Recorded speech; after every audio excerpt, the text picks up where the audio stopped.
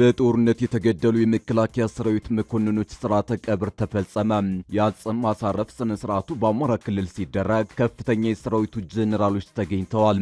በሌላ በኩል ዘመነ ካሴ በቤኒሻንጉል ከጉምዝ ታጣቂዎች ጋር ተገናኝቶ መምከሩን የሚገልጽ የቪዲዮ ክሊፕ በፋኖ በኩል ተሰራጭቷል። በዝርዝር እናስደምጣቸዋለን። ድንበር ላይ አዲስ ውጊያ ተቀሰቀሰ። በውጊያው ታንኮችና ወታደራዊ ተሽከርካሪዎች መማረካቸው ሲሰማ ጦሩ ታንኮችን ጥሎ ሸሽቷል። እንደተፈራው ውጊያው ባልተጠበቀ አቅጣጫ ፈንድቷል። የኢትዮጵያ መንግስት ክስተቱን ትኩረት እንዲያደርግበት ተጠይቋል። ጄኔራሉ የሚመሩት ጦር ከኢትዮጵያ ግዛት የተነሳ ኃይል ድንገት ጥቃት ከፍቶብኛል ሲሉ ኢትዮጵያን ከሰዋል። ጉዳዩ ግብፅን፣ አረብ ኤምሬትስንና ሳውዲን የሚመለከት ነው። የድንበር ውጊያ የተቀሰቀሰው ትራምፕ አዲስ የድርድር ዕቅድ ነድፈው እየተንቀሳቀሱ ባለበት ወቅት ነው። እንመለስበታለን። የአፍሪካ ህብረት የደህንነት ልዑክ መቀሌ ገባ። ልዑኩ ህወሓት በጠለምትና ራያ ትንኮሳ ከፈጸመ በኋላ ያደረገው የመጀመሪያው ጉዞ ሆኗል። የደህንነት ቡድን ከህወሓት ከፍተኛ ፖለቲካዊና ወታደራዊ አመራሮች ጋር ይመክራሉ ተብሏል።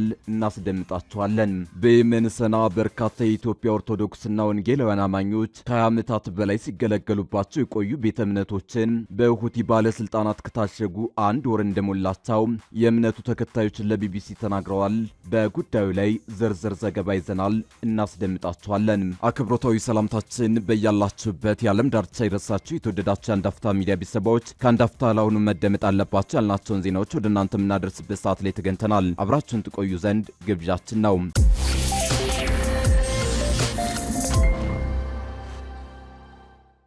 ድንበር ላይ አዲስ ውጊያ ተቀሰቀሰ። በውጊያው ታንኮችና ወታደራዊ ተሽከርካሪዎች መማረካቸው ሲሰማ ጦሩ ታንኮችን ጥሎ ሸሽቷል። እንደተፈራው ውጊያው ባልተጠበቀ አቅጣጫ ፈንድቷል። የኢትዮጵያ መንግስት ክስተቱን ትኩረት እንዲያደርግበት ተጠይቋል። ጄኔራሉ የሚመሩት ጦር ከኢትዮጵያ ግዛት የተነሳ ኃይል ድንገተኛ ጥቃት ከፍቶብኛል ሲሉ ኢትዮጵያን ከሰዋል። ጉዳዩ ግብፅን፣ አረብ ኤምሬትስንና ሳውዲን የሚመለከት ነው። የድንበር ውጊያ የተቀሰቀሰው ትራምፕ አዲስ የድርድር ዕቅድ ነድፈው እየተንቀሳቀሱ ባለበት ወቅት ነው። በቤኒሻንጉል አቅጣጫ ኢትዮጵያን ከሱዳን በሚያዋስነው ድንበር ላይ ውጊያ ተቀስቅሷል። ውጊያው በፈጥኖ ድራሽ ኃይሉና በሱዳን ብሔራዊ ጦር መካከል የተቀሰቀሰ ሲሆን ኢትዮጵያ የፈጥኖ ድራሽ ኃይሉን በዚህ ውጊያ ደግፋለች የሚል ክስ ቀርቦባታል። የጄኔራል ዳገሎ ጦር በኢትዮጵያ ድንበር አቅራቢያ በከፈተው ውጊያ ድል እየቀናው መሆኑንም ይፋ አድርጓል። በሱዳን እየተካሄደ ያለው የእርስ በርስ ጦርነት አሁን ደግሞ አቅጣጫውን ቀይሯል። በምዕራባዊ ሱዳን የነበረው ውጊያ ወደ ምስራቃዊ የሀገሪቱ ክፍል መሸጋገሩን የሚገልጹ ዘገባዎች እየወጡ ነው።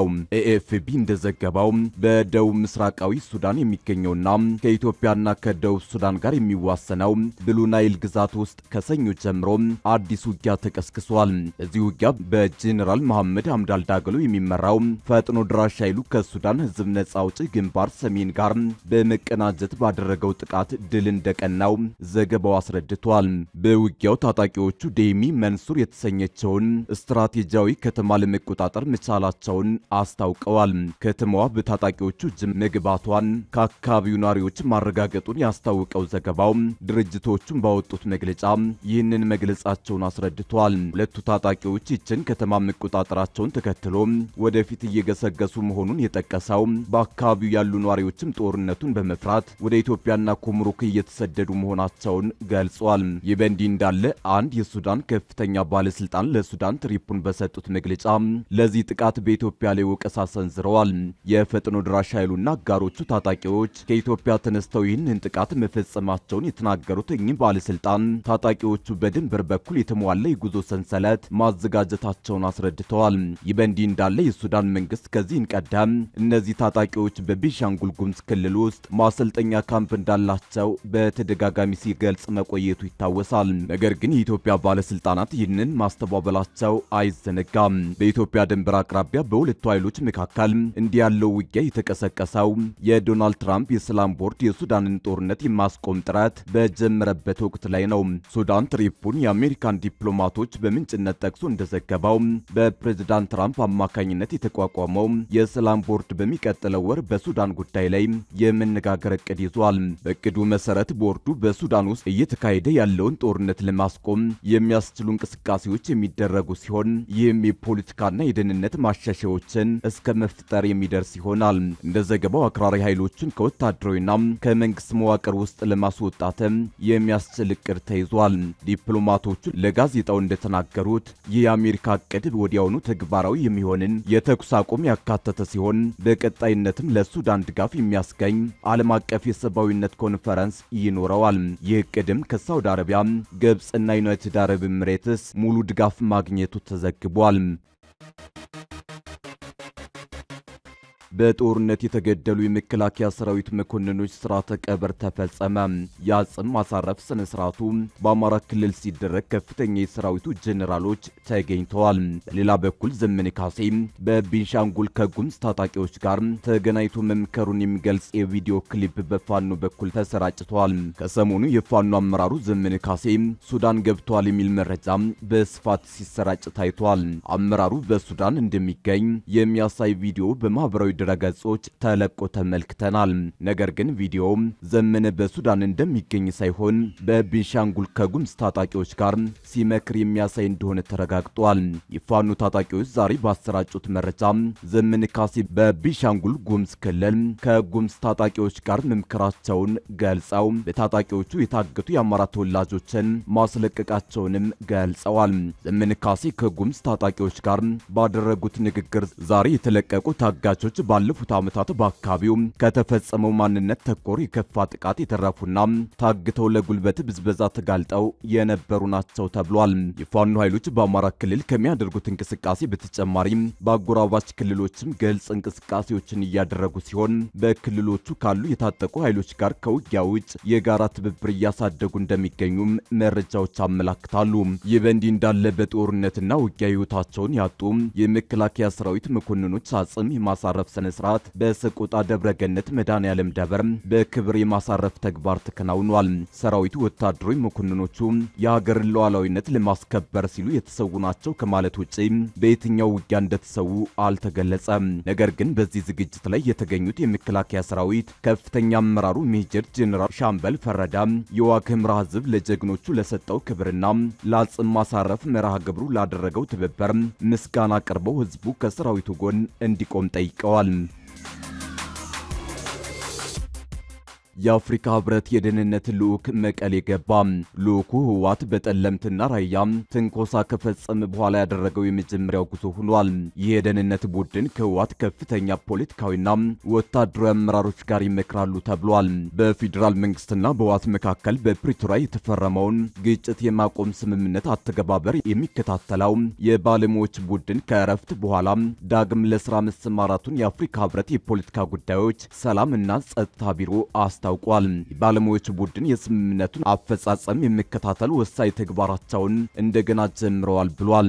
የአፍሪካ ህብረት የፕሪቶሪያን የግጭት ማቆም ስምምነት አፈጻጸም የመከታተልና የማረጋገጥ ኃላፊነት የተሰጠውን ተልዕኮ ይፋ ያደረገው በታህሳስ 2015 ዓ.ም ነበር። በዚህ ተልዕኮ ስር የተካተቱት ከኢትዮጵያ፣ ኬንያ፣ ናይጄሪያና ደቡብ አፍሪካ የተውጣጡ 21 ወታደራዊና የሲቪል ባለሙያዎች ኃላፊነታቸውን ሲወጡ ቆይተዋል። ባለሙያዎቹ ቁጥጥር ከሚያደርጉባቸው ሂደቶች መካከል በውጊያ ሲሳተፉ የነበሩ ኃይሎች ትጥቅ መፍታት፣ እንዲበተኑ ማድረግና ከማህበረሰቡ ጋር መልሶ ማዋሃድን የሚመለከተው አንዱ ነው። ከቀያቸው የተፈናቀሉ ሰዎች መልሶ ማስፈር፣ የኢኮኖሚና ማህበራዊ አገልግሎቶች ዳግም መጀመር፣ የሰብአዊ እርዳታ አቅርቦትን ማመቻቸትና የሰላማዊ ሰዎችን ደህንነት ማስጠበቅን የተመለከቱ ጉዳዮችም ባለሙያዎቹ የመከታተል ኃላፊነት ተጥሎባቸዋል። እነዚህን ጉዳዮች ለመከታተል በትግራይ ክልል ተሰማርቶ የቆየው የአፍሪካውያን የባለሙያዎች ቡድን የአስተዳደር ረፍት ወስዶ እንደነበር የአፍሪካ ህብረት የፖለቲካ ጉዳዮች ሰላምና ጸጥታ ቢሮ ዛሬ ባሰራጨው መረጃ አመላክተዋል። የባለሙያዎቹ ቡድን ከረፍት በኋላ በዛሬው ዕለት ወደ ስምሪት መመለሱን ቢሮ በፎቶዎች አስደግፎ አስታውቋል። ቢሮ በኤክስ ገጹ ያጋራቸው ፎቶዎች 5 የቡድኑ አባላት መቀለ ሉላ አባነጋ አየር ማረፊያ መድረሳቸውን ያሳያል። ባለሙያዎቹ ትግራይ የገቡት ባለፈው ሳምንት በትግራይ ኃይሎችና በመከላከያ መከላከያ ሰራዊት አባላት መካከል ግጭት ከተቀሰቀሰ በኋላ የፕሪቶሪያ ስምምነት ተጥሷል የሚሉ ስሞታዎች መቅረባቸውን ተከትሎ ነው።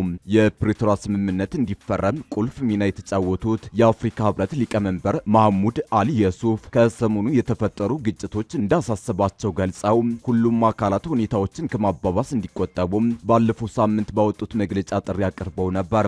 የተፈጠሩ ግጭቶች በህብረቱ አደራዳሪነት በተካሄደው የፕሪቶሪያ የሰላም ስምምነት መርህ አማካኝነት ይፈታሉ የሚል እምነት እንዳላቸው ሊቀመንበሩ በመግለጫቸው አመልክተው ነበር። በየመን ሰና በርካታ የኢትዮጵያ ኦርቶዶክስና ወንጌላውያን አማኞች ከ20 ዓመታት በላይ ሲገለገሉባቸው የቆዩ ቤተ እምነቶችን በሁቲ ባለስልጣናት ከታሸጉ አንድ ወር እንደሞላቸው የእምነቱ ተከታዮች ለቢቢሲ ተናገሩ።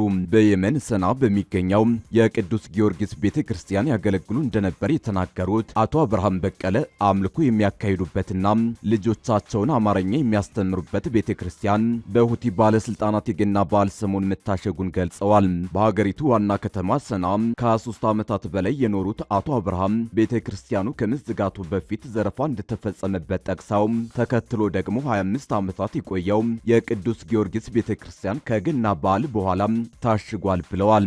በሰና ከ20 ዓመታት በላይ መኖሯን የተናገረችው የፕሮቴስታንት እምነት ተከታይም እንዲሁም ከኦርቶዶክስ ቤተ ክርስቲያን በተጨማሪ ቪክቶር በሚባል ህንዳዊ ከ25 ዓመታት በፊት የተቋቋመና ኢትዮጵያውያን የወንጌል አማኞች የሚያመልኩበት ስፍራ መታሸጉን ግለሰቡን በቁጥጥር ስር መዋሉን ገልጻለች። የሁቲ አማጽያን ከኢትዮጵያውያኑ የኦርቶዶክስ ቤተክርስቲያን በፊት በፓስተር ቪክቶር የሚመራውን የወንጌላውያን ቤተ እምነትን ማሸጋቸውን የምትናገረው ግለሰቧ መጽሐፍ ቅዱሶችንና አንዳንድ ቁሳቁሶችንም መውሰዳቸውን ጨምራ ተናግራለች። የኦርቶዶክስ እምነት ተከታይ የሆኑት አቶ አብርሃም በቀለ በበኩላቸው ከ3 ሳምንት በፊት የሁቲ ባለስልጣናት ወደ ቤተ ክርስቲያኒቷ በመምጣት ገንዘብና ንብረት ላይ ዘረፋ ፈጽመው እንደነበር አስረድተዋል። በኢትዮጵያ ኦርቶዶክስ ቤተ ክርስቲያን ስር የሚተዳደረውን የሰና ቅዱስ ጊዮርጊስ ቤተ ክርስቲያንን ከ25 ዓመታት በፊት የቀድሞ የኢትዮጵያ ባህር ኃይል አባላት እንደመሰረቱት አቶ አብርሃም ይናገራሉ።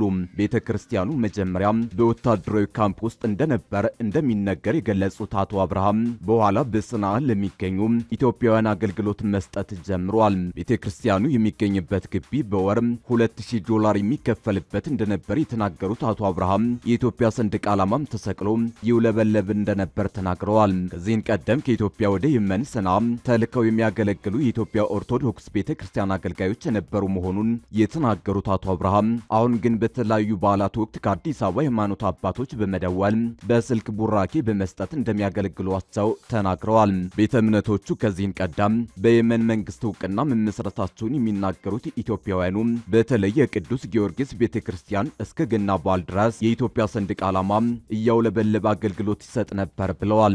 አሁን ሰንደቅ ዓላማው ወርዶ የግቢው በር መታሸጉን የሚገልጽ ወረቀት መለጠፉን ጨምረው ለቢቢሲ ተናግረዋል። የቅዱስ ጊዮርጊስ ቤተክርስቲያን ላይ 5000 ያህል ኢትዮጵያውያን የኦርቶዶክስ እምነት ተከታዮች የሚያመልኩበት ስፍራ እንደነበር የተናገሩት አቶ አብርሃም አሁን ግን እዚህ ማምለክ አይቻልም በሚል መታሸጉን አስረድተዋል። ኢትዮጵያውያኑ የክርስትና እምነት ተከታዮች የሚያመልኩባቸውን ቤተ እምነቶች ስለታሸጉበት ምክንያት ከሁቲ ባለስልጣናት በይፋ የተሰጠ ነገር የለም።